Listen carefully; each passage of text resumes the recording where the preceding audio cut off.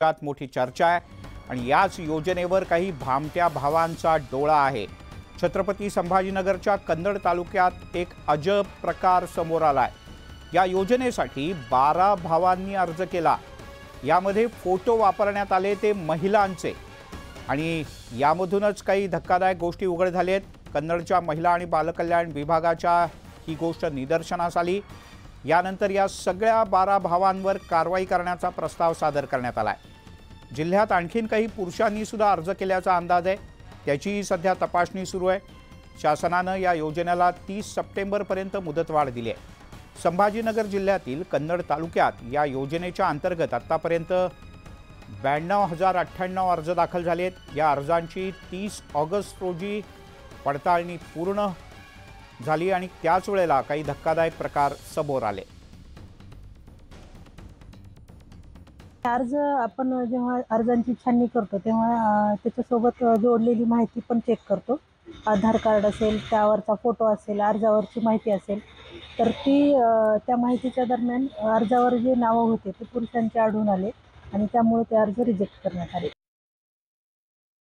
चौकशी सुरू केलेली आहे आणि काय झालं, आपण महिला वंचित राहू नयेत म्हणून 6-7 वेगवेगळे जे विभाग आहेत, शिक्षण विभाग आहे, ग्रामसेवक विभाग आहे, आरोग्य विभाग आहे, महसूल विभाग आहे, इतर सगळ्या विभागातल्या अधिकारी कर्मचाऱ्यांना आपण ते फॉर्म भरायसाठी म्हणून नेमलं होतं। पण आपल्या जेव्हा लक्षात आलं की एक ठिकाणी एक भरायचा आणि दुसऱ्या ठिकाणी वेगळा भरायचा, असं काही हातावर बोटावर मोजण्या एवढ्या लोकांनी असं केलंय, तर म्हणून आता आपण केवळ ते अंगणवाडी सेविकांच्याकडे दिलेलं आहे। आणि ज्यांनी एवढ्या चांगल्या योजनेत काही ज्यादा म्हणजे चुकीची नावं नोंदवून, चुकीचे फॉर्म भरून, चुकीचे फोटो लावून गैरप्रकार करायचं काम केले, त्याची चौकशी करायचे आदेश सगळ्या जिल्हाधिकाऱ्यांना सरकारने दिलेले आहेत। काही लोक 12-12, 15-15 फॉर्म भरतायत, वेगवेगळ्या अकाउंटून भरतायत, आधार कार्ड लावतायत आणि सरकारचे पैसे आपल्या खात्यात म्हणजे त्या माध्यमातून कसे येतील असा प्रयत्न तो काही ठिकाणी उघडकीस आलेला आहे।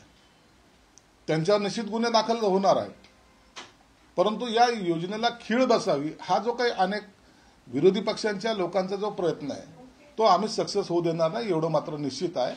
म्हटलं त्याचं नीट युटिलायझेशन झालं पाहिजे। याच्यासाठी प्रशासन किंवा सरकार बारकाईने लक्ष देत नाही, फक्त घोषणाबाजी, फक्त मोबिलायझेशन आणि फक्त त्याचं राजकारण करण्यात सरकार गुंतलेली आहे। परंतु प्रत्यक्षात योग्य ठिकाणी ही योजना पोहोचली पाहिजे, याच्यासाठी प्रयत्न करण्यासाठी कोणतीही यंत्रणा सरकारकडे नाही।